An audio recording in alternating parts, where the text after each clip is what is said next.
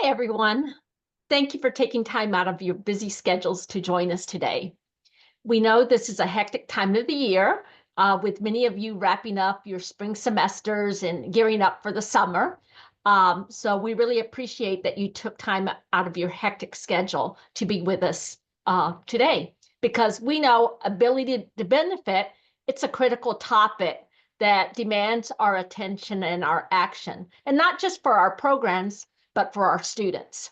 So as we go through the four-part series, which today is the first, think about how you can strategically use ability to benefit and how we can work together, because it's all about working collaboratively in adult education, technical colleges, or the state colleges, so that ability to benefit can become a reality in our institutions.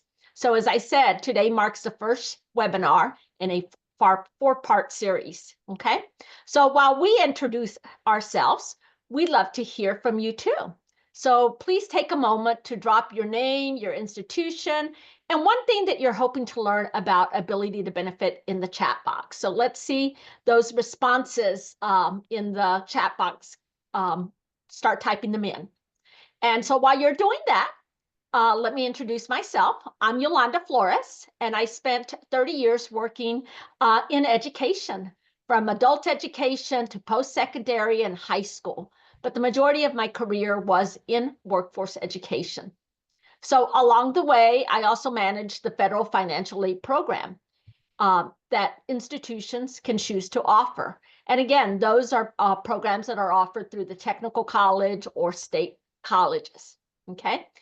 I retired a little bit over a year ago, and now still working, and now I'm working in the housing world and designing an exciting program where we're going to be providing supportive services to the whole family, including adult education and referring them to post-secondary education. But I'm really excited to be here with you today because we have Michael Johnston from Pensacola State College with us. And his institution was recently approved for ability to benefit. So he's going to be able to really bring some fresh real world insights. And so, Michael, I'll turn it over to you to introduce yourself. Oh, thank you, Yolanda. I appreciate that. I'm so excited to present with you today and to discuss all the strategies that we've used and we are currently using and we're going to use with this program at Pensacola State College. And it's great to see so many people from all across the state, and I'm seeing some people outside of Florida too, which is super exciting because we realize this ability benefit program is something that's not localized just to our state in Florida. And some of you may remember me from some of our tech sessions because I do love tech and I do love data. But however, one of the other opportunities I have at Pensacola State College is that I also support the leadership of our financial aid department. And this ability to benefit program is a big opportunity in the financial aid departments and institutions that award Title IV aid. So one of the strategies that Pensacola State took was that we wanted to open up opportunities for these students that are in the populations that can qualify for ability to benefit, our adult ed students, to be able to access a type of financial support that they didn't have prior. And this is going to revolutionize all the opportunities we have for this population here at Pensacola State. And the reason why I think we strategize this as a four-part series is that it's pretty voluminous. There are a lot of ins and outs to this, and I can tell you that I am still learning every day about ability to benefit and the situational nuances and the potential resources and the outcomes. But hopefully with this collaboration, this discussion, there can be a couple other institutions that think about the opportunity to collaborate about this wonderful federal Title IV eligible program. So Yolanda, I think we're going to have a great couple sessions over the next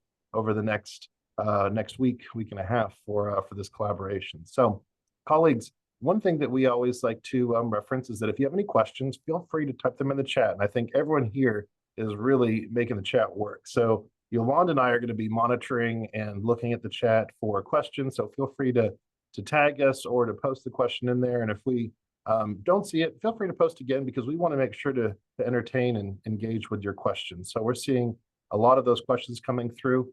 If you also have the raise hand function, you can do that, but we'll only be able to see it to see the question in the chat. So that might allow us to focus in on that option as well.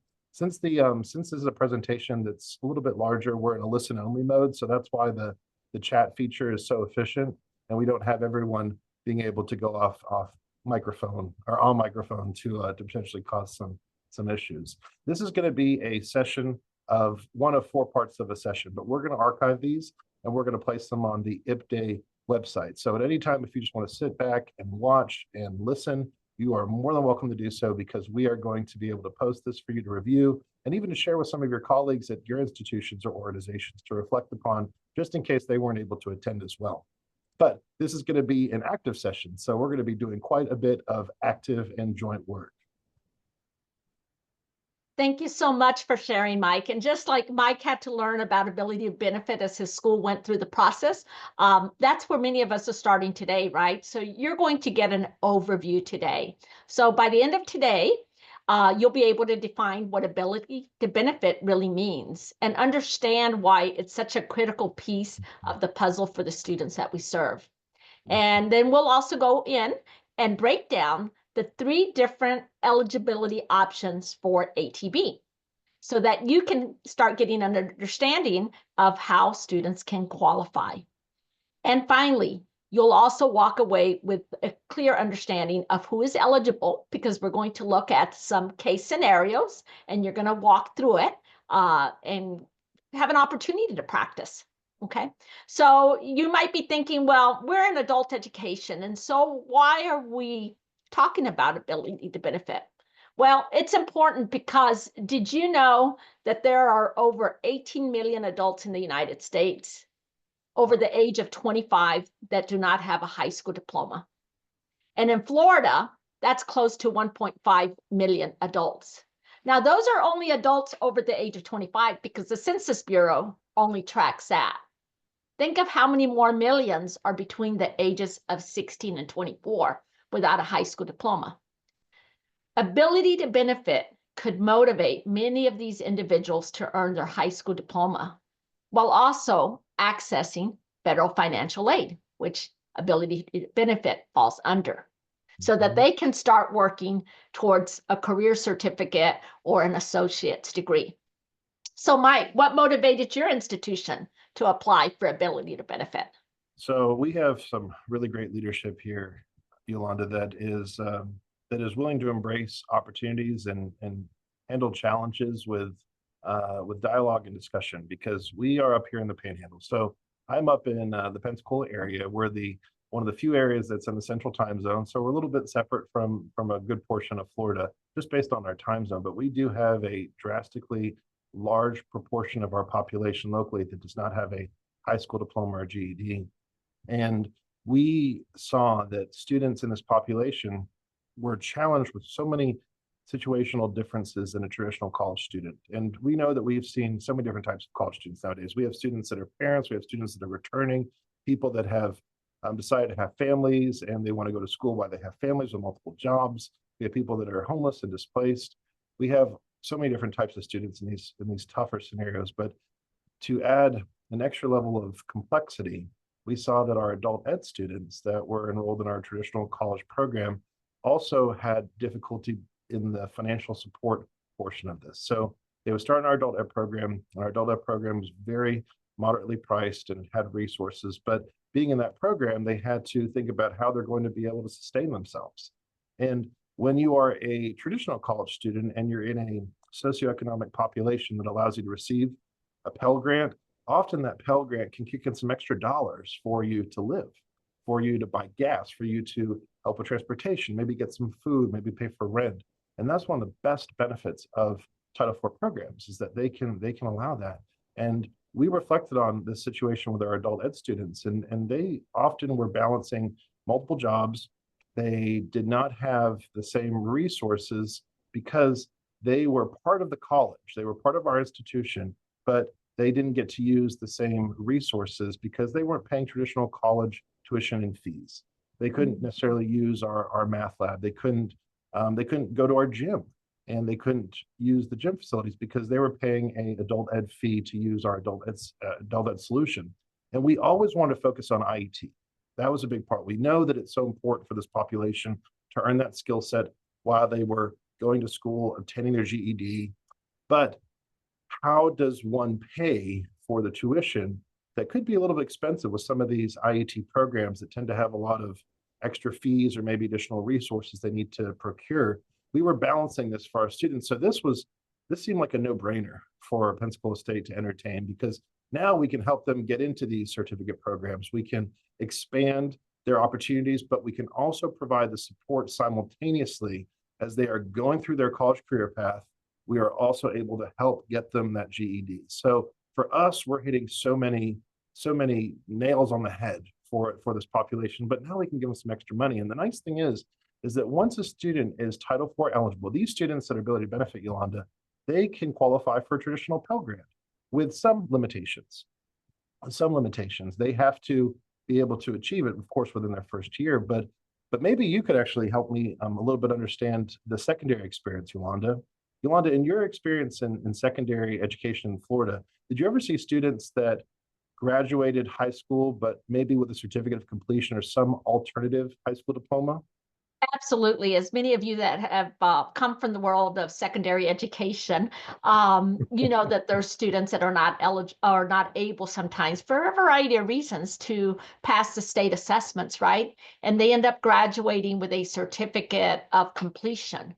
Well, those students also would be eligible to apply under ability to benefit, because technically a certificate of completion is not a high school diploma, right? Yeah. So those students then could enroll in your adult education programs, work towards their GED program or GED diploma, or go back and take the state assessment at some point to get their high school diploma. So yes, that's another population that sometimes we don't think about. So Mike, I applaud your institution for Thank taking that first step forward. We want to find out who else in Florida is offering it. So can you introduce the poll? And while you do that, I noticed some familiar faces or familiar names out there. Patricia Collins from Polk State and Leanne from Charlotte Tech. So you. share with us, Mike, introduce and let's find out who's Yes. offering ability to benefit in Florida. Yes, absolutely. So colleagues that are out there that are joining us today, and I'm so excited to see such great participation here in such dynamic groups. I'm seeing some really interesting situations too, Yolanda. I'm seeing people from the state college system, from districts. I've seen people from the technical colleges. So we have a whole conglomerate of people present. So for colleagues today, we're going to do an interactive discussion session. So we're also going to, later on, as Yolanda mentioned in the beginning of the presentation, dive into some student success opportunities and for us to analyze and perform a deep dive into some of these more critical situations. But we're going to use a solution called Menti. So colleagues that are present, if you would like to, from your cell phone, join from your cell phone, you can scan this QR code.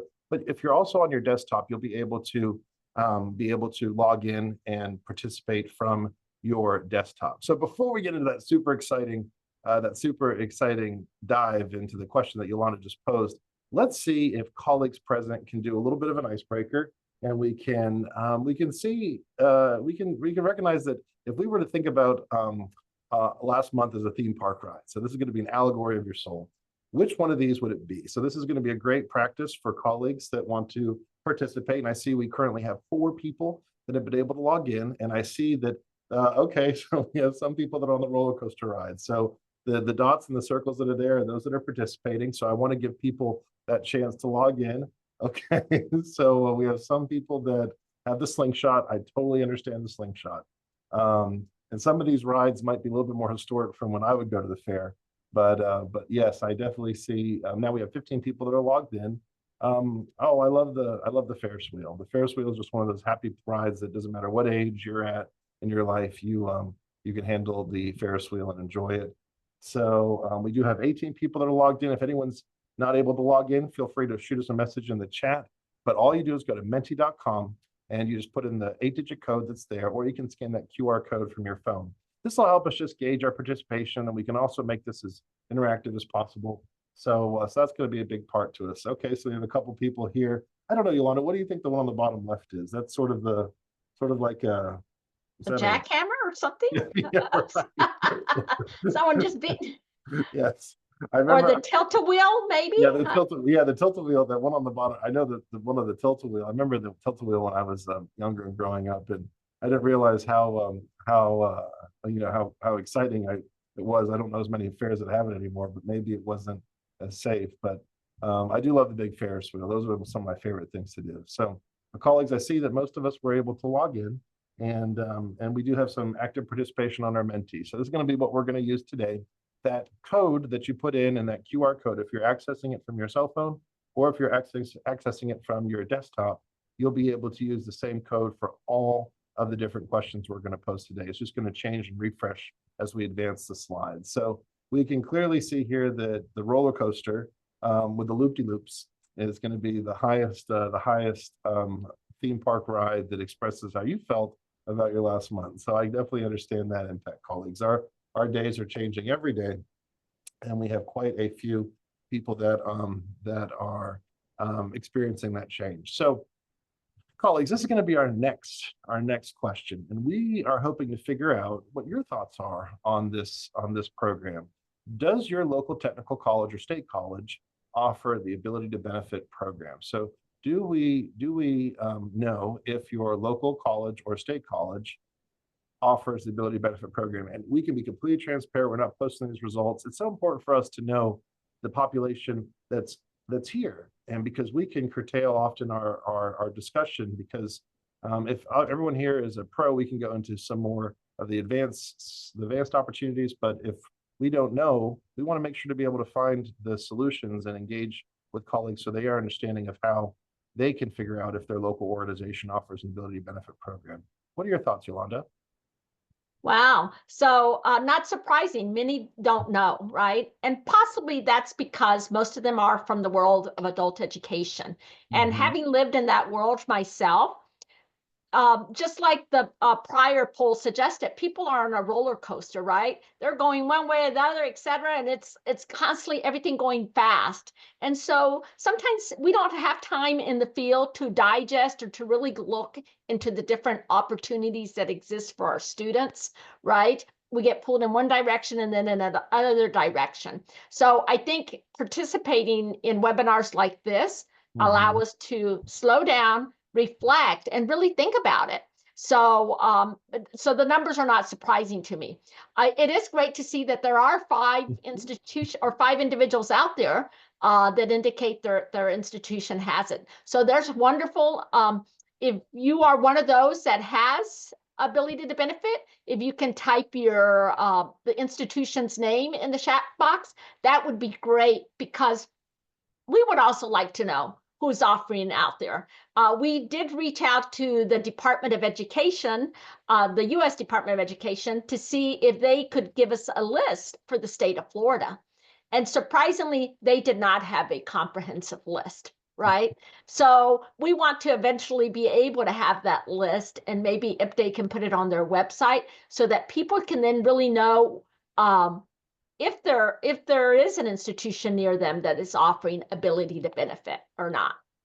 Yeah, I agree, Yolanda, that I think that in our diverse landscape of education, especially at the post-secondary educational level, there are different financial awards that are out there. And I think institutions would qualify because they've applied and they want to give themselves the opportunity, but maybe over the years they have pulled back from this program and maybe they've put resources somewhere else. So if colleagues ever do learn about their local organizations or just curious about even starting this up, that's one of I think our goals here with Yolanda and I and IPDAY is just to give people the resources, the knowledge. Because if you were to rewind back my life 3 years ago and you asked me about ability benefit, I don't think I could have told you exactly what it was. I may have heard about it. I may have been to a conference from, participating with people from other states, and they may have told me about it, but I don't really think I understood what it all encapsulates, because it just didn't make sense to me at the time. It wasn't part of my career path. But now, since I have become so involved in this opportunity of bridging the post-secondary experience with the adult education world, I think now it's becoming more transparent to me about how important a program like this can be to really change someone else's life. So at least we have a good portion of people that are doing. I agree, Yolanda.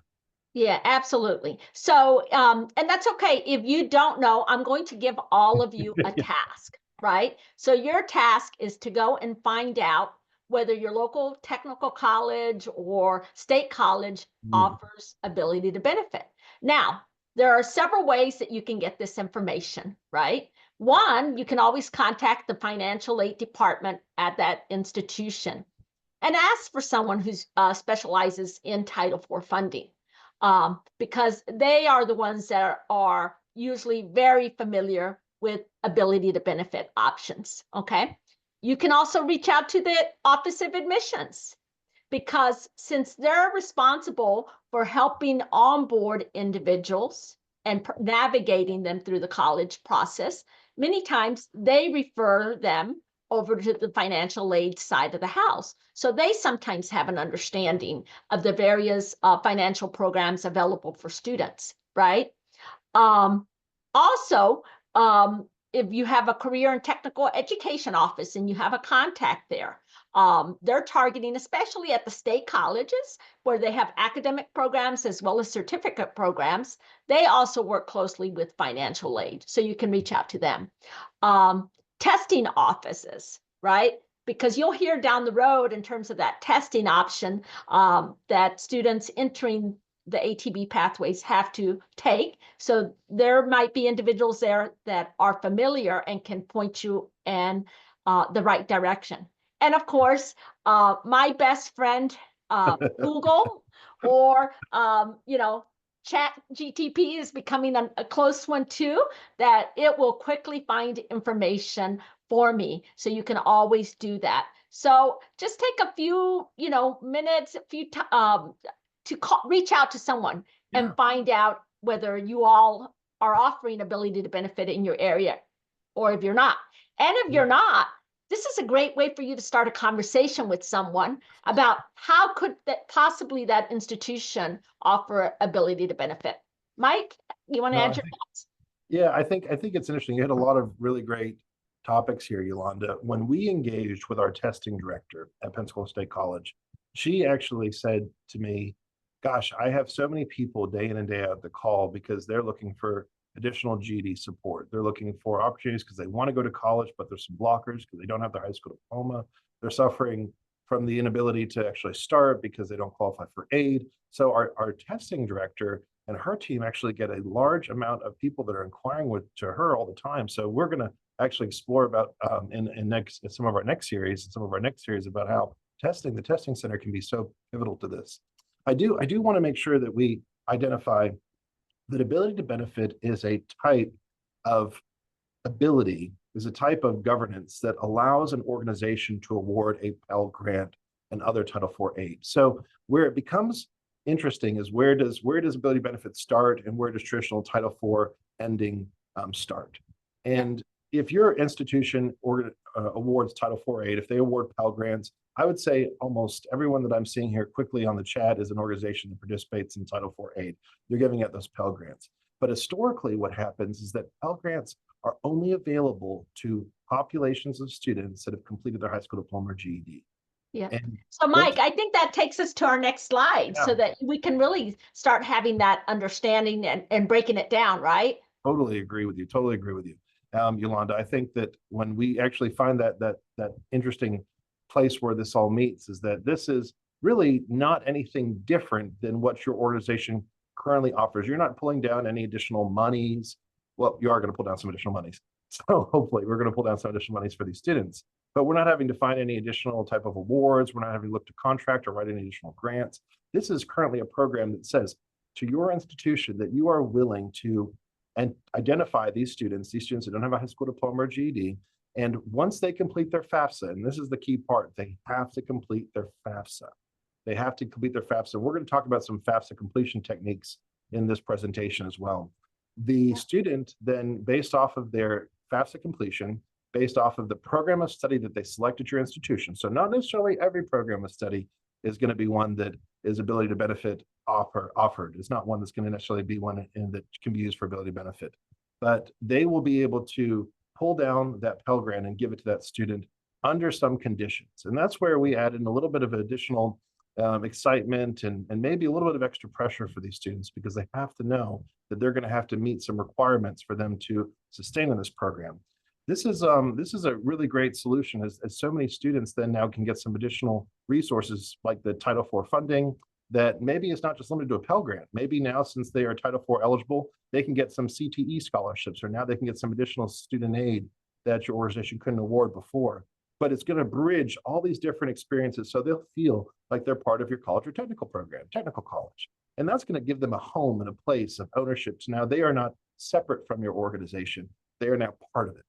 And I think that's a big Absolutely. part of this impetus. Don't you, Yolanda? Absolutely. Now, having heard what Mike said, I think three things that you need to walk away with and have a kind of a general understanding of, right? That FAFSA, Yes. FAFSA, the free application for federal student aid. That's a starting point. Every student seeking federal aid fills this out. Another thing you have to understand, a lot of times we hear Pell Grant, right? We don't necessarily hear FAFSA, but we hear Pell Grant. Yes. The grant, that's a federal grant, right? And students don't have to repay them. And like Michael said, it's needs based. And then finally, you have to understand Title IV or be aware of Title IV.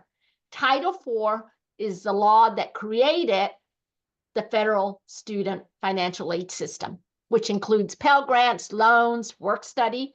All of it falls under Title IV, kind of like WIOA, right? You know of the law WIOA. Title IV is also a law, but for financial aid, right?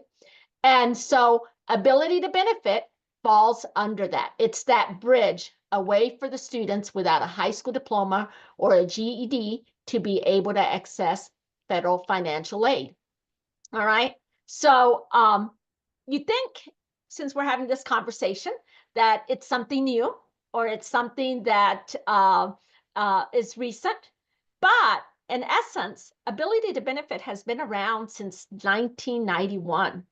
And since that time, there's been some versions of it, right? So first, back in 1990, or first, all students had to do was pass an exam and they could qualify for financial aid. Then in 1992, a new option was added that states could define their own processes. Then by 2008, students could also qualify by completing 6 college credits. But like any programs, we know sometimes that there's some setbacks. So in 2012, due to a lack of funds, Congress eliminated ability to benefit, right, in order to save money. And now we know we're going through some transitions right now at the federal level. So we don't know what's going to happen. But as of today, ability to benefit is still with us, right?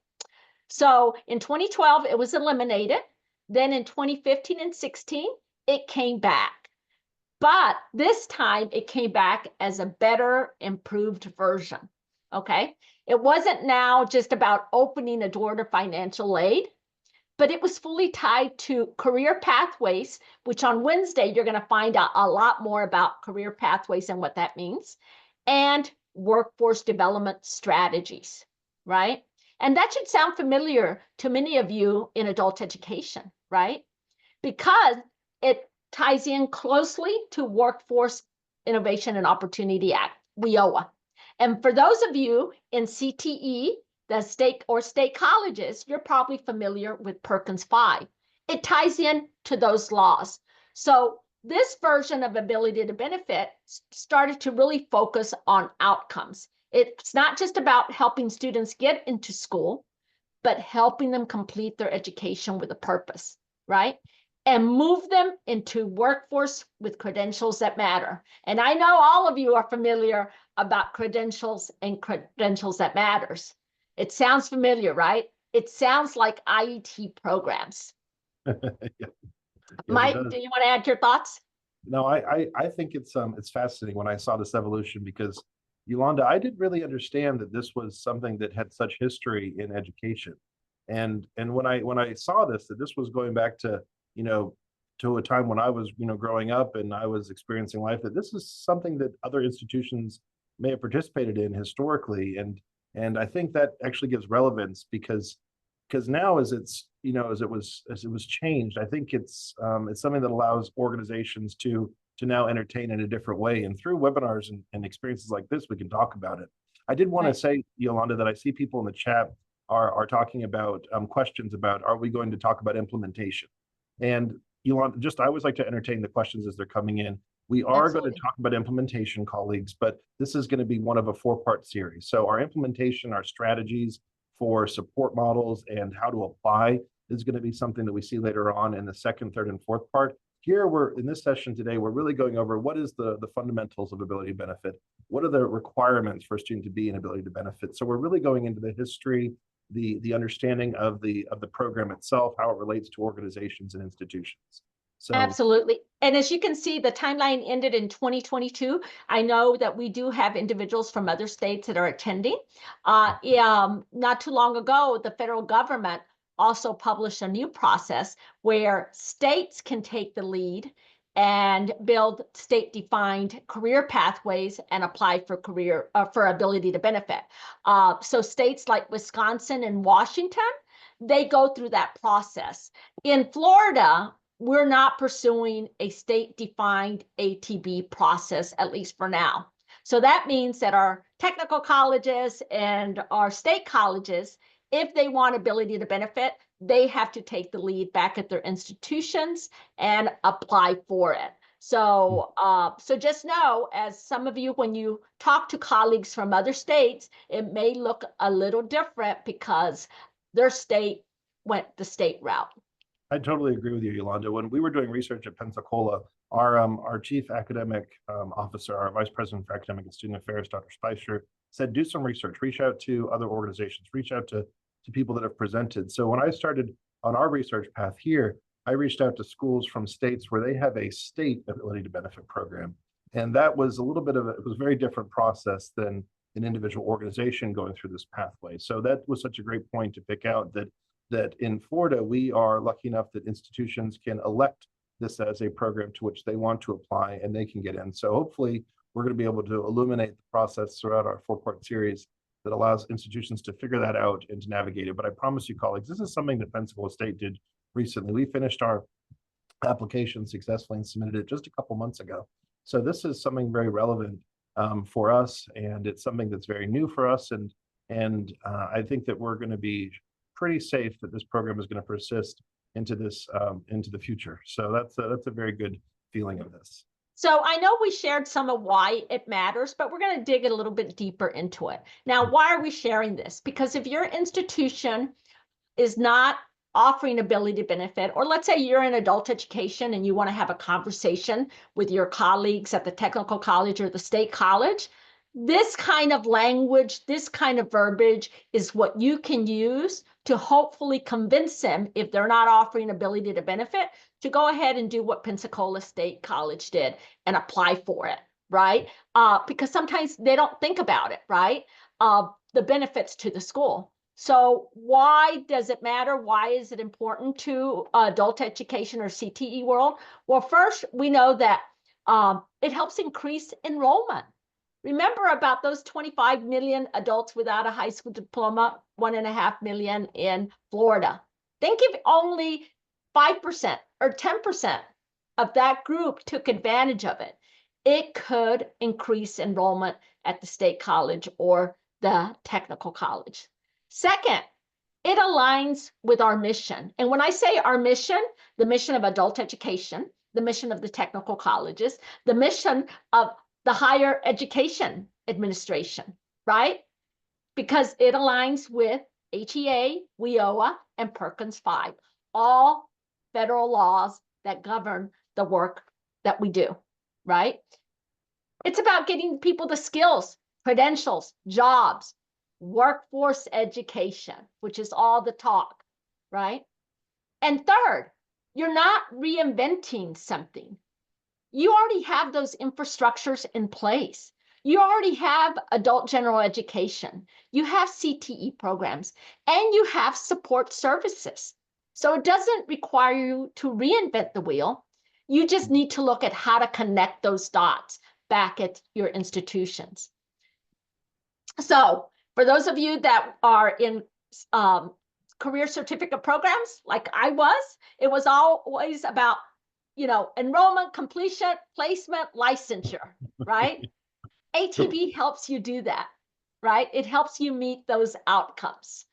And Mhm. finally, IET, it helps fund those students in IET training programs. And I know because I've done some presentations throughout the state that many programs are always looking, how do you find the funds to help pay for these programs? Because they cost money, right? So ability to benefit can help you with that. Mike? I totally agree with you, Yolanda, because in a lot of these IET programs, these career technical education programs, let's say, for example, we select welding. Welding is a program that the student has torches they have to procure. They have special boots and clothing. They have all these materials that are in addition to the requirements of the program of just paying the tuition of the program that they have to buy. And they have to have, and they're going to be their own personal materials. But the nice part is that through ability benefit, if the student is granted the opportunity to entertain and get into ability benefit, now those additional resources they need to find can come through their Title 4A, can come through potentially a work study program. We have some of the best outcomes we have through work studies, and we can actually offer our students work studies that are going to be an ability to benefit. And that's going to be a great opportunity for students to earn some additional income on top of their Title 4A, the Pell Grant. So I think that that's it's going to make a huge difference. And these are fundable opportunities, fundable FTE opportunities for our population. I've been researching this pretty heavily, and in the state of Florida, we're able to submit FTE, and if the student is taking credits or clock hour courses. So these students now become a FTE for your organization or institution. So it's a fantastic opportunity for each college to think about. I always think about Florida and the state colleges and the technical colleges, but we are our community's resource. We are here to target populations that maybe don't have the same access that other people do. So we're providing a service to our community that can really transform and change people's lives, because I've seen more people than ever that need a right now solution. They may want to plan for the next year, maybe next 2 years or 4 years, but so many of them need a right now solution. And this gives them that opportunity to leverage that right now solution. And that's one of the reasons why I've seen so much of an opportunity here at PSC to entertain this program, is because we can benefit from it at the college, but also here, what does it mean to an adult ed student to be an ability to benefit, Yolanda? So let's talk about that. So we mentioned along the way a lot in terms of why it's important for students. But one of the things that you probably are not aware, that a Pell Grant, again, it's needs-based and not everyone's going to get this dollar amount, but a student could possibly qualify up to $7,395 per year. And that was for the 24-25 school year, the award amount. Keep in mind that those awards change from year to year, and it's needs-based. So it depends on the income of the family, how much exactly someone is going to have to pay back. And remember, it's free money. And like Mike mentioned in previous slides, those students can use that money to pay for tuition, to cover books, supplies, transportation costs. And if they have any money after that, they can use it towards other things that they need, living expenses, right? Depending on what they're needing.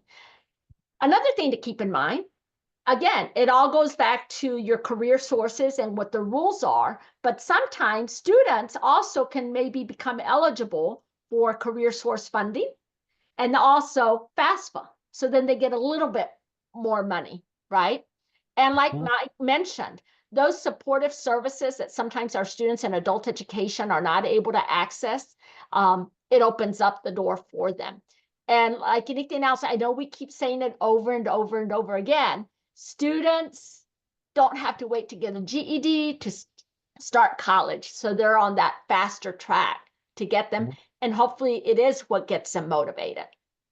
Totally agree with you. And I think that one thing that makes it even more transparent is that we're going to talk about the term graduation in some of our future sessions. And what does it mean for an ability benefit student to graduate from your program? And I think graduation here has two different terms. It has two different meanings. You can graduate and graduate your college, graduate your technical school, get that industry license credential, but you can also graduate from the ability to benefit program.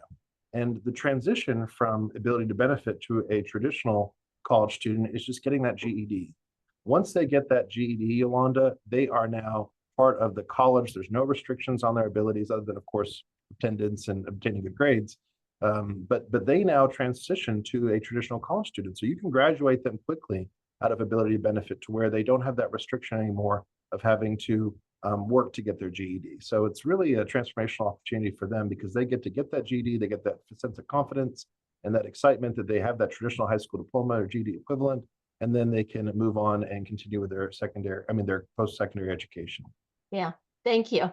So on Wednesday, we're really going to talk more about career pathway programs and how to apply for ability to benefit. But Mike, can you give us an overview of the career pathway Yes. programs? What is an eligible career pathway? And again, on Wednesday, we'll dive deeper, but just so people can start having an understanding. Totally agree, Yolanda. And out of full transparency, when PSC started applying for this, I wish we would have had this webinar resource or someone that could have given us the guidance and the illuminating light, because we figured it out and we qualified and we got a successful application. But we're going to share those experiences and what I experienced and what our financial aid director experienced and all the different people that were involved in our application. We'll share that. And I'll even, we're going to take snippets of our application and we're going to see that this week at our next session. So do not worry, we will show some of those important application materials. But in there, they define an eligible career pathway program. And you're going to see the abbreviation ECPP. That's used all over the place with ability benefit. An eligible career pathway program is defined specifically for an ability benefit program. And these programs of study are what the organization at the post-secondary level can allow a student to matriculate and use the federal dollars from the ability to benefit award program. So this was something that was a little bit confusing to me because I had to figure out, okay, how does this all relate? How does this align with our college program? Are there restrictions that an ability benefit student could have that are different than a traditional college student? And the answer is yes, but nothing that we can't provide through a harmonious grouping, a harmonious way of working together at the college and the organization. And we are leveraging resources that are outside of the college as well. So through our non-credit area. So the first part of an ECPP is an eligible career pathway program is that the student has to be simultaneously achieving 1, 2, and 3. And so in this slide, they have to be simultaneously achieving 1, 2, and 3. We are going to talk about reporting on this, which is something that's a little bit different because you do have to report on students that are in these ECPPs as well, a little bit differently, actually very differently than a traditional college student. So first, a student must be in a program of study and completing adult education literacy programming that assists the student in attaining their high school diploma or their GED equivalent. And depending upon their age, it could be one or the other. And when the student has that as a resource, they will be continuously moving to get that GED. The underlying theme that I've seen, and maybe Yolanda could reflect on this as well, is that the goal of this program is, of course, to advance individuals in our local communities, to provide access to education when it's not necessarily always present, to also get that GED. They want to make sure that students in these programs are really making a movement and an effort, a concerted effort to get that high school diploma or GED equivalent. And that's why the students in these programs must be simultaneously making movement towards their education to get that GED. And at Pensacola State, we had to do a lot of reflection on this because we don't have a traditional adult basic education and GED program through our college anymore. So what we did at Pensacola State College is that we worked with one of our brilliant faculty, and we have developed 4 courses through our Canvas and implemented through our Canvas, our learning management system. So basically 1 for every GED subject. And students will be able to enter these courses upon being admitted to the Ability to Benefit program, and they will be working through these educational pathways based off how they do through a diagnostic test. So we don't want students to have to go through and complete everything, especially if they know a subject very well. We want them to focus on the areas that they need help. And that was the basis in our application that we used and was approved by the Federal Department of Education. So in your application, you actually have to talk about what the programming will be for adult education and literacy. Secondly, the program has to be a Title IV eligible program. And not every program at your post-secondary education is a Title IV eligible program. Interestingly enough, that programs that are Title IV eligible, which means they can a student can get a Pell Grant, is that it's usually dependent upon the length of time of the program. So if you have a short certificate program that maybe is just 16 weeks or less than a semester, there's not enough time for the student to achieve the clock hours, the attendance hours that they need in order for a traditional Title IV aid. But the interesting part here is here's where we're really thinking outside the box. Once a student is eligible for Title IV aid, and even if they select a program that's not Title IV eligible, we can at least identify them and we can recruit them and we can strategize with them in order to give them the resources to maybe navigate them into a program that is Title IV eligible, to where now we can use intensive advising, intensive engagements, and support to help them get that GED and open up opportunities. So again, they have to be enrolled in a Title IV program that is at your educational institution currently Pell eligible. And then lastly, they have to be working through preparation activities for specific occupation or occupational cluster. And that's like Yolanda talked about, IET. This is where that bridge, I feel, of CTE and IET for adult ed and college students all combine into one. What are your thoughts? No, absolutely. Those workforce preparation activities, resume writing, employability skills, internships, all those things that, are included as part of IET as well. Mike, you did mention that a program has to be a certain length. And so it's 600 clock hours is what you're looking at if you're a clock hour program. So adult ed, as you're talking to your partners at the top technical college or career certificate, if you have an IET program that you think you might want to get them to apply for ability to benefit and make sure that the IET program is included as one of the career pathways, that's one of the things that you need to keep in mind, 600 hours or more. So your CNA, certified nursing, your parapro will not be eligible, but things like HVAC technician, medical assisting, early childhood education, among many other programs, welding, etc., would be eligible, right? 600 hours or more. So keep that in mind as you go back and start having those discussions. Okay. And interesting enough, when you go through the application process, Yolanda, is that it is program specific. So it's not like it's a one shot and done, that you are working at the individual program. And we're going to talk about how to align those programs to some of the other pertinent data that's required for the application. For example, SIP and SOC. I learned a lot about SIP and SOC, which is very big in Florida. So I didn't have to learn quite a bit, but it was a good reflection. But you are absolutely correct that there are opportunities out there. Yeah. So in addition to those career pathways, and again, you'll hear more about those on Wednesday, not specific. So you got to add every single one. So you really got to be thoughtful of which ones you want to add on. Students also then have to meet one of three options in order to be able to enroll. Can you walk us through those, Mike? Yes, absolutely. So this is the interesting part, is that they have to, of course, be admitted to your institution. They have to select a program that is an ECPP, but then also they have to hit another landmark.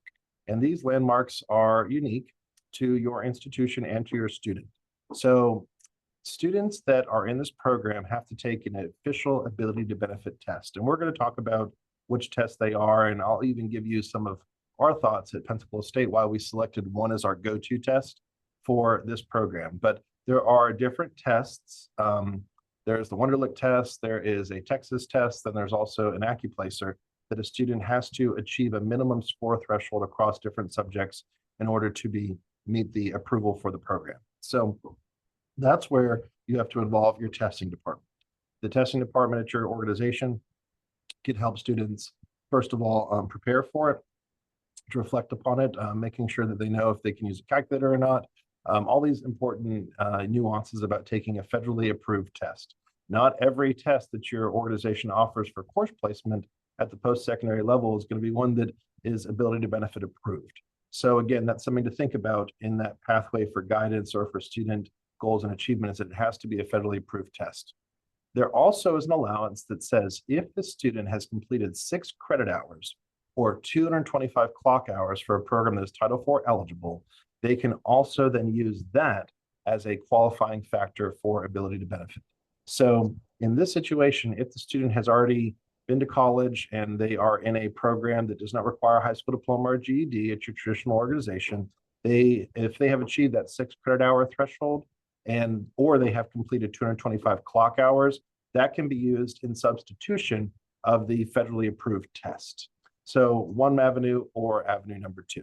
And that's why it's so important when we talk about the pathway for a student to entertain and enter into your organization, That's where your college registrar, your records, your admissions department get involved, because they can see what type of high school diploma a person has. They can see whether they have a high school diploma or not at all, but also any transfer work. So maybe they went to a local technical school and they were in a program that was Title IV, that had Title IV eligible program, and they've achieved so many clock hours, over 225 clock hours. That can also be used as a standard that the student has to meet to get into the ability benefit program at your organization.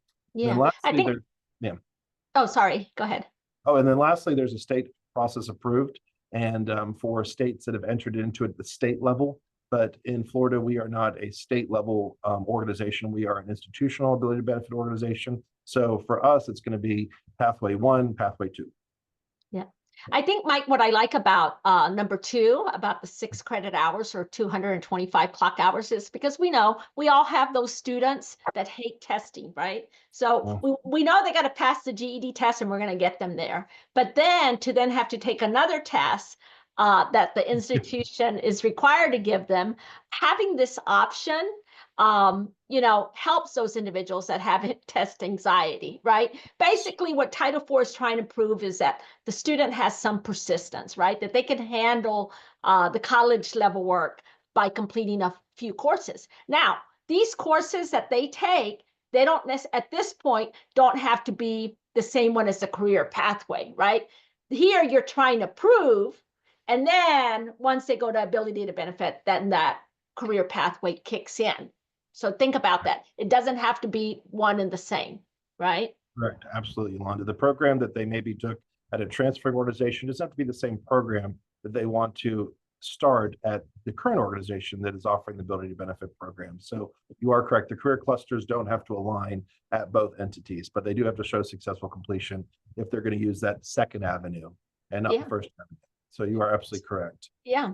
So in addition to that, then the student has to be eligible for financial aid. So now let's talk a little bit about how one becomes eligible for financial aid.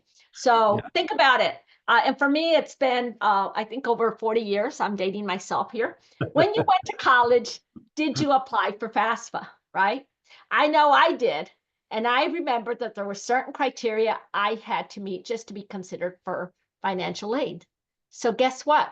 Students applying through ability to benefit also need to meet those FAFSA requirements. So Mike, do you want to walk us through those requirements? Yes. This is a definitely a higher level. But Yolanda, I'm not. I do remember when I was applying to college that I applied traditionally. So I was an 18-year-old going to college, and I had to get my mom and dad involved. And our FAFSA was a paper application. I remember getting information about it, and then my parents did it one year, my freshman year, my first year, and I was able to get some additional assistance because of the situation my family was in. But in year number 2, I didn't know what happened, because now I know that I got flagged for verification. And since I didn't know how to respond to that, and this was back at a time that I just didn't have the same resources, the same knowledge, I lost the aid because I was flagged for verification and didn't know what to do afterwards. So I was one that was a part of the FAFSA process, and I experienced it even though I didn't know what I was experiencing at the time. So the students do have to complete their FAFSA. And completing the FAFSA could sometimes be a potential blocker depending upon the situation of the students.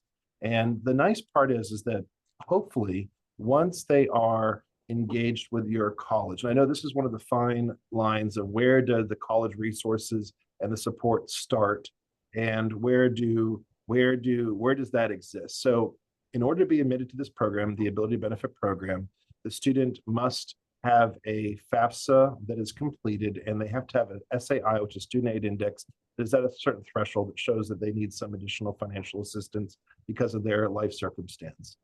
For us, we have discussed the opportunity for our financial aid department to work with our populations that are in this process of applying. That we want to provide them as resources, but we're also very fortunate at PSC where we have a federally funded TRIO program, and their goal is to help students complete their FAFSA, to navigate the situational nuances. I know that we are not the only organization in Florida that has a federally funded TRIO program to help people complete their FAFSA. So definitely check out your local organizations and see, are there any additional FAFSA assistance opportunities for your local community? In order to complete the FAFSA, you do have to be a U.S. citizen or eligible non-citizen. So I'm also an eligible non-citizen, so I'm a permanent resident of the United States. So I had to go through a couple extra questions about my non-citizen status. You have to have a valid social security number. You also have to be registered with selective service if you're a male, and that's a male at birth. So you have to complete your selective service registration. The student, in order for them to maintain their FAFSA eligibility, which is going to be important, they're going to also have to have that satisfactory academic progress. So once they start their program, they have to complete, they have to go to class, they can't withdraw. That's going to be a risk for them to maintain their FAFSA eligibility, because if they lose their FAFSA eligibility during their year that they're in this ability benefit program, that also could pull them out of the ability for them to leverage that additional money. So you're going to hear about something called SAP, Satisfactory Academic Progress, that an institution assigns to a student at the end of their academic semester. And that's going to evaluate whether or not they're making those goals that they have to complete their courses successfully in order to maintain their program. And of course, in order to be in the program that offers the ability for us to leverage the Title IV funding. So like Yolanda said, if you have a short certificate program that's under that 600 credit clock hour threshold, that wouldn't be an eligible program to study for them to select. And that's where you'd have to potentially reach out and engage with this population and say, you know, we realize that you have this, you do not have a high school diploma or GED, but if you're willing to do this program, maybe we can then put you into our ability benefit program, and now you can be eligible for all this additional funding because of the life situations that you're at. So the SAI is a calculation based off of your family and your family's income and the number of dependents and all those other interesting values. There are situations where families are in a tough situation. Maybe you are under the age of 24 and you don't have contact with both of your parents, and you don't know what to do because that tax information is required based on your age. That's where we highly recommend that you work with your local FAFSA experts that can help you navigate those problems. Undocumented students are not eligible for federal student awards, and they're not eligible for federal aid. So that's something to reflect upon as well. And this is the interesting part. There's a lot of people that are under the notion that in order for you to complete your FAFSA successfully, you have to have obtained your high school diploma or GED, and that is not true. That is one of the myths that we have to dispel. And if you think about it, we have a huge push for high school seniors to complete their FAFSA. And think about it, when they're completing their FAFSA, they're doing this in their senior year, and they're able to get their FAFSAs completed and done, and we can successfully check their FAFSA completion off, and they have yet to complete their high school diploma or GED. So just remember that high school diploma or GED is not a requirement to complete your FAFSA. It is a requirement for the FAFSA for the Ability Benefit Program.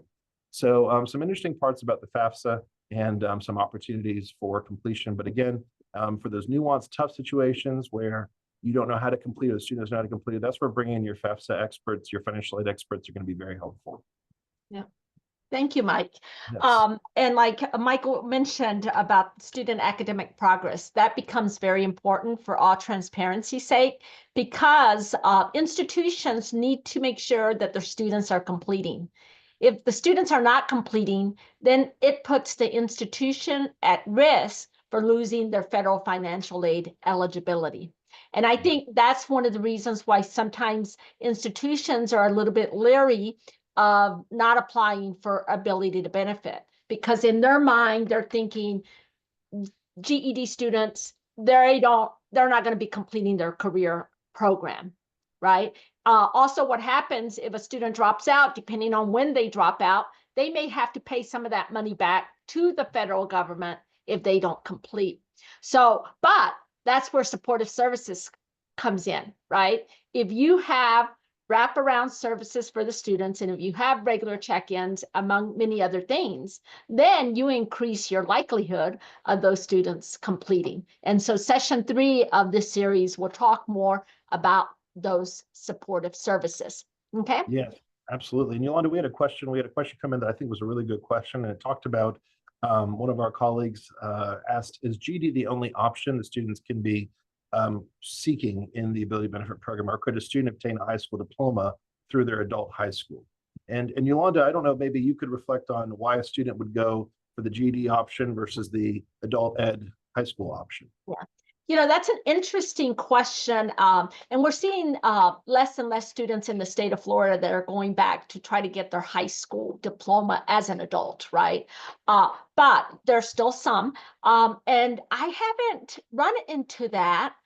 I would have to do some research to see, would that be considered dual enrollment, kind of like high school students when they're doing dual enrollment and working on their high school diploma as well as attending state college, right?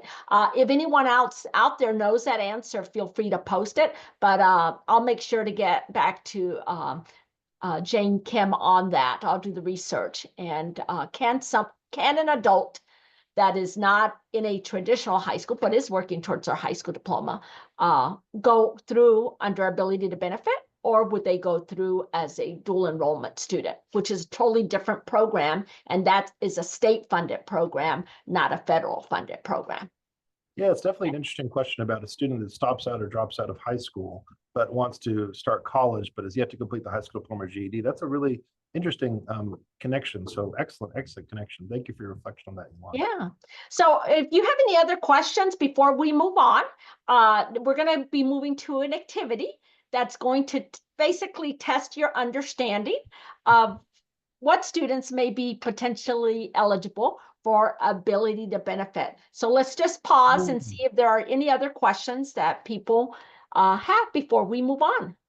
I do see there's a question in the chat about the length for ability to benefit. That's a great question. So if the student is granted entrance into your institution's ability to benefit program, they do have to complete and successfully obtain their GED within 1 year after being admitted to the ability benefit program. So they don't get to stay in the college program indefinitely. So even if their program exceeds that 1 year, they are only allowed 1 year in order to obtain that GED. And once they obtain that GED, they are considered at PSC, we're going to call them an ability benefit graduate. They're going to be a completer from that program because they will transition out of the ability benefit program. So that is a really great question. They are not allowed the same length to complete their program as well as the ability benefit program. They have to complete and obtain their GED within 1 year. But that is the one requirement that's put on the student, is that they do have to complete it within that 1 year. So excellent question. So, and Michael, and I think that can be confusing for people, right? So they're transitioning out of ability to benefit, but they're still eligible for Title IV funding, Yes, right? They're exactly. just not an ability to benefit student anymore at that point, but they can continue in their program and continue receiving that Title IV funding, just not under the umbrella of ability to benefit. Exactly, Yolanda. That's a very good way to relate it. They don't stop the program at their organization, their college, but they will now transition and they get the same financial opportunities that they had before. And I think that's the key about the underlying thoughts of ability benefit.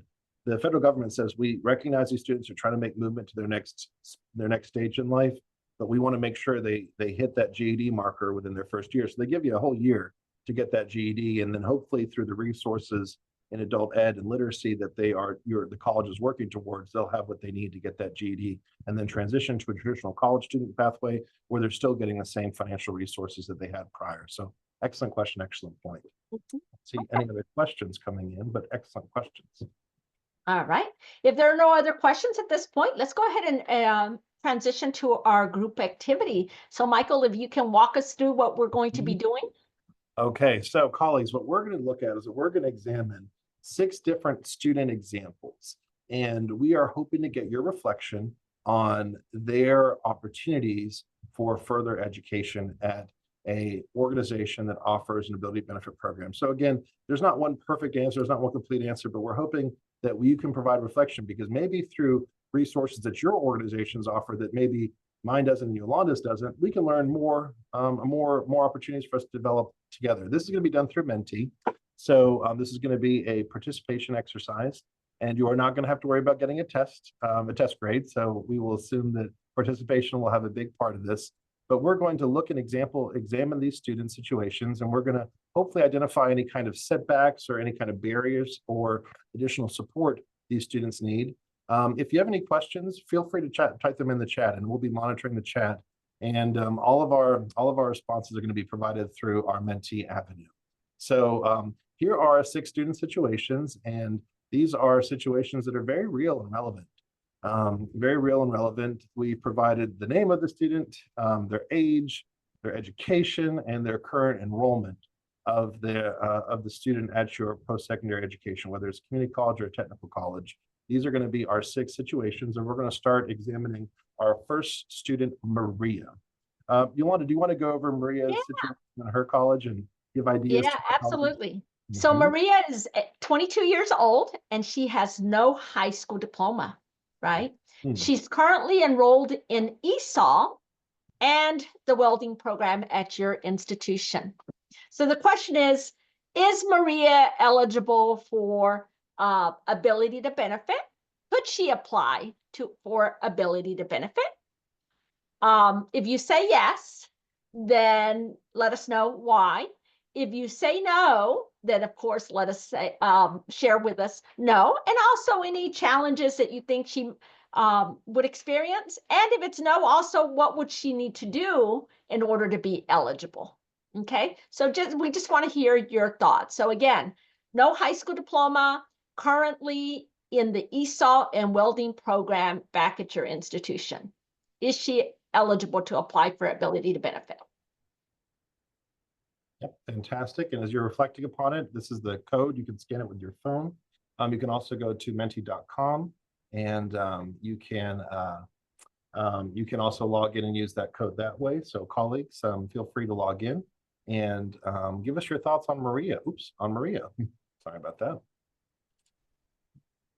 Oh, we do have a response. Fantastic. Okay, we got those that are really excited. So this student would be approved based on the CT hours and academic class that she is enrolled. Awesome. Okay, so this is an interesting situation. We see that we have an answer no. And if you want to elaborate, you can submit you can submit more than one response. No, she needs to be in GED classes. Interesting viewpoint. We see that we have a lot of learning games that are going on today. Love to see some more ideas from colleagues and some responses, but I'm loving what we are seeing so far. And these are open-ended responses, so feel free just to dive in and see what this is. See what just be open and candid, and even potentially if you see opportunities of how we could assist Maria, that might be something for you to reflect upon because every institution is different. Your communities are different. Maybe there is outside opportunities that your organization offers that they don't. Oops, I'm going to take off our QR code there. Okay. Is she a citizen or not? Okay, great questions. I love this. I like all the responses coming in because people are really thinking, right, of all Yes. those different pieces that you need to meet in order to be eligible, right? So someone said maybe more information needed, right? Yeah. Because we gave you some information. So she may be or may not, but there might be some more information that you need to really determine whether she's eligible. Yes, I totally agree. So we have someone that says no flat out the board, probably because we don't have a lot of information here, but we didn't put as much information to give you more ideas of a liberal nature of how to think through this. So the student would be approved based on CT hours and academic class that she's enrolled in. So yes, I do agree there's an opportunity for ability benefit here. But I do see that one of our colleagues mentioned that she needs to be in some form of GED classes. Yeah. ESOL, Yolanda, are ESOL and GD the exact same thing? Do they count the exact same way? No. So I think the key here, as long as she meets, and if you want to go on to the next slide, as long as she meets all those other things that some of you were saying, that she has her social security number, et cetera, she could be potentially eligible, but not yet, right? And so part of it is because she does not have, well, and I shouldn't put no diploma, but no, not GED. She's not in the GED program, right? And then someone mentioned we need more information. Well, then we need to make a determination whether welding is part of that eligible career pathway. So if welding is eligible, then yes. And then, of course, then after that, she has to either pass the ATB test or complete 6 credit hours. But I think the big takeaway from this one is that ESOL courses alone don't count. Now, if Yes. you're combining it with GED, et cetera, but remember, it's that GED component that you're really looking at. Yes. And also, I think that they hit some good points about making sure the program of study is eligible as well for traditional Title IV aid. And I do know that we have a welding program, an advanced welding program that is not GED eligible because it's not long enough. But for us at our Pensacola State, we have a traditional welding program, which definitely meets the qualifying hours. So really great feedback. But I think we're having a lot of knowledge transfer here and a lot of knowledge support. So excellent. Okay, so now let's meet Devon. He's 19. He's a high school dropout, and he completed 6 college credits at a state college. Is he eligible for ATB? Do you have and they use the same, oh, there it is. Yes, ma'am. So now we are able to load Devon up here. And I think this is a really interesting question and a situation too, because, you know, did he earn those 6 college while he was dual enrolled in high school? Do those still count? Really, really great situation, Yolanda. So we see someone that comes in and says, yes, Devon is eligible. So callers, we'd love to see your input and your thoughts on here. Okay. Seeds needs a CTE component. So that program of study. Excellent. Okay. So we see here, it depends on the program. Oh my gosh, we got some like pros in here. Missing this. Okay. Wonderful. We'll let a couple more people come in and you know, and confirm. Maybe there might be some other nuances if someone wants to hit on completing maybe financial aid and their citizenship. But we definitely are here saying that maybe not every program is eligible, but tricky one. How did he earn those credits? I'm not sure if he completed his GED later. Yes. Okay, that's a good point. It's eligible but needs to enroll in a qualified program. So that's something that, you know, it's so funny that we talk about the dual enrollment situation. The stipulation that this program specifically states is the student has to have already achieved 6 credits in an eligible Title IV program or 225 clock hours.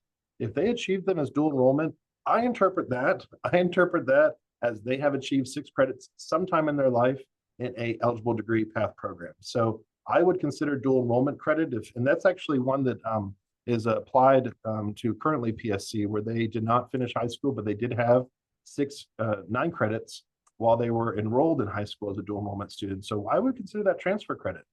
Yes, absolutely. And so, Michael, really think about it this way, right? 6 college credits or pass an ATB exam, either or.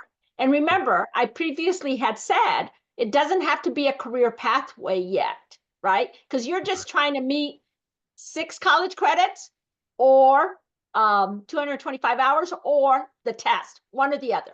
Then you can go into ATB, but then at that point, you have to go into the eligible career pathway program, right? So he already met the ATB option of 6 college credits, right? But now he must enroll in that Title IV eligible career pathway. Right. So, which again, they mentioned in various people brought up that point. So, yeah, you're getting to understand the nuances of it. And I think we can safely assume in this situation, though, we didn't disclose he dropped out of high school, Devon did, and did not complete his GED. And that's why he's in this fluctuant stage. If he did complete his GED, then he would not be eligible for this and wouldn't need it because he could qualify through his traditional. And it is once he's enrolled in ability to benefit that he'll continue to work on that GED. And be in that career pathway. All right. So this brings us to number 3. Layla, she's 30, GED in process, and her interest is healthcare training at a technical college. So, so we have Layla, who is 30 years old, and she is currently in her GED pathway, getting her GED in process, and she's interested in healthcare training at her local technical college. Okay, let's see our thoughts on Layla. Okay, she says, I think she would be eligible. Okay, healthcare training of choice must meet the requirements. So that ECPP, that eligible career pathway, already in GD is interested in the CT program. Yeah. Yes. And this is, I think people are hitting the nail on the head. And this is governing the strategies. How do we identify students that are in this process? This student, Layla, she's currently in her GED, but she says, I want more. And I want to achieve more while I'm getting my GED. And this is where someone may have to guide her and say, maybe program A is not best for right now, even though it could be shorter for her to complete, that she'd have to balance with the financial costs associated with it. That if she's willing to engage in a program that is longer than 600 clock hours, or longer than a semester, that is Title IV eligible, then she could have it paid for and even get some potential living subsidy, depending on her. Is there Yeah. an age limit? I love this question. Is there an age limit? Absolutely no age restriction at all. I love that question. I was curious about that too, and I've gotten that question quite a few times. And I even asked it, is there an age restriction? What happens if they stopped out when they were younger, or if they dropped out when they were younger? And reading through all the literature published on this program, there is no age restriction. There's no age restriction. And I think that's the beauty of it. I know some of you out there in adult education programs, you might have gotten the GATE funding, right, which helps pay for college or career pathways for students. That's a state funded program. That one does have an age restriction, but federal financial aid does not. And I really like the hang that people are getting, you know, they have to have legal status. Yes, that's a given, right? I think what this question brings in really, what is the length of that program, right? As long as they meet everything else and they're in that eligibility program, what is the length of that program? Okay. Mhm. All right. So let's go on to the next one. Okay, great. And I did see Yolanda, we still don't know if she completed an ATB test or completed 6 Oh, credit yes, hours. she has Okay. to do one. Yes, thank you. So I did see that someone had posted that. So excellent eye that even though she is in the GD program, she's hitting that marker. Has to pick a program that's Title IV eligible. But then lastly, she has to hit one of those minimum requirements. Yep. So excellent case study discussion. Now we have All Carlos. right. So now we have Carlos. He's 25 and he has a foreign high school diploma. So that diploma is not recognized in the United States. And his current placement is post-secondary training via assessment. So he's taken a test to get into post-secondary. So is he eligible for ability to benefit? Oh, wow. People are just, I love it. oh my You're bringing in the support services that he's going to need, right, to help him be successful. People are just excited about this. I love the participation and the thought process. Yeah. So they've So got, is he eligible for ATB? hmm? Foreign high school diploma. His terms diploma in the US, ESOL, tutoring services and programming to prep the students. And yes, do not worry about grammar or spelling. We completely understand that you're doing this on your phone or your desktop. So we're just excited to see your thought process in here. So he can start his diploma in the US. Yep. Not as many responses to this one. I guess either people are getting tired or they got stumped. One or the other. It's one of the longer webinars. So yes. Okay, now we have some results coming back in, and he could go the route of having his diploma assessed, or could begin GED. He's already above the GED level. Oh, interesting. All right. So let's go ahead and move on because I know we're going to be running out of time. Yes, So absolutely. Carlos is ATB eligible with conditions, right? Because his diploma is not recognized in the United States from this, he is eligible for Title IV funding. And that's why he would be coming into ATB to get his GED here in the United States. Keep in mind, there are some diplomas that are the equivalent high school diplomas, and there are others that are not. And that it's not for us to make the judgments. The technical colleges, the state colleges, they have a person that can help that individual determine, is your high school diploma from your country the equivalent or not the equivalent here, and guide them through the steps of how to what their next steps would be. So GED is a wonderful way for individuals whose high school diplomas are not recognized then to go the GED route. And in that case, he would be eligible. All right. I think this will be our last one, okay? Because I know it's we're at 10:48 and then we can do the wrap up. So collaborative case study 5, Jordan, 18. He's homeschooled, no formal transcript, and he's interested in a short-term IT program. So homeschool, and he's interested in a short-term IT certificate program. So this brings another element, right? A lot of times we think about our ESOL, our GED students. Mike, you had earlier mentioned those individuals that completed high school but did not get their high school diploma because they didn't pass the assessments. But then we also have a growing element of homeschool students out there.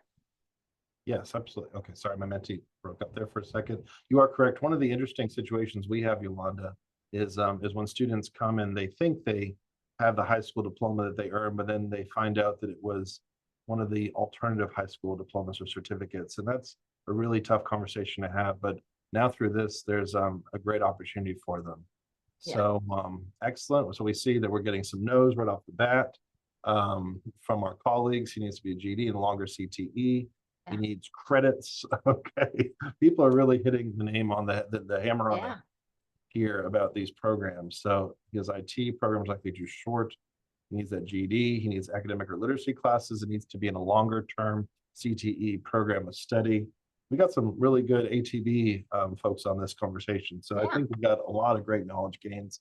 And Yeah. we are being conscientious. It's so wonderful to see the participation in this as well. Yeah. So this could be tricky, right? So Norfolk, he does not have documentation. Homeschool students can qualify for Title IV if they meet state requirements and they self-certify completion. So there's a couple of steps you would have to go through for that. However, if there's no documentation, and many of you mentioned short-term non-credit, it may not be held eligible. Okay. So it all depends on a lot of factors, and but these are the kinds of things that are going to land on the person's desk or on your desk, and you're going to have to make determinations on real students. Is ATB an option for them or not? And not every single case is the same. We have different scenarios all the time and things that we had not even thought about. So the best thing is always to ask questions, right? And I think, Mike, for the sake of time, let's go ahead and let's skip this one. I think people have the gist of the things that they need to consider, right? Absolutely, Yolanda. So as we come to the end of the first webinar, if you still have any outstanding questions, feel free to post them there. And while you're doing that, Mike, if you can talk a little bit in terms of what's coming up on Wednesday. Yes, absolutely, Yolanda. That's such a great transition that we know that we might have some people that have further questions, and we always want to entertain questions. And that's why Updates here is to really open up these opportunities. We're going to explore the requirements for your state or technical college to apply for ability to benefit to be one that can grant this program at your institution. I am one that has lived through it, and I worked with our financial aid director and our vice president for academic and student affairs and then our president in order for us to achieve the ability for us to offer this program.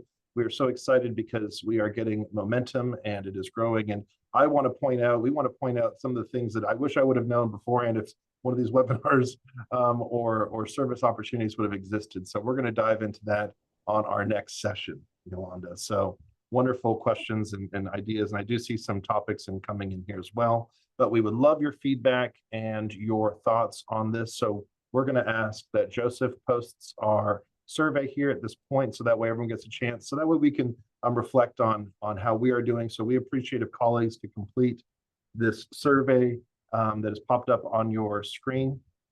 And we are more than welcome to also entertain questions as you complete this survey. So colleagues, we are so grateful for your attendance. We know that everyone is very busy, and finding time to be able to do this is so crucial for the opportunities for growth and alignment in Florida. So yeah, wonderful. Thank you. We look forward to seeing you on Wednesday. All right. Yeah. So have a great rest of your day.